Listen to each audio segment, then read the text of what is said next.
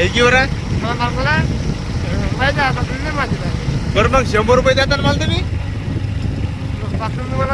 रस नका बाजून 100 रुपये द्या ना मला भाडं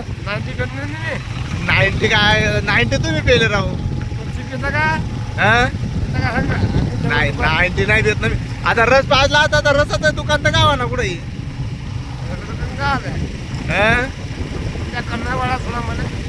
आता कर्नरवाड्याचं सोडतो तुम्हाला पण म्हणजे कर्नरवाडा कुठे तुम्ही फोन लावा तुम्ही हलकाला तुम्ही मला फक्त 100 रुपये द्या जाऊ म्हणजे कसं रस प्यायला त्या गाडीला दिलं ना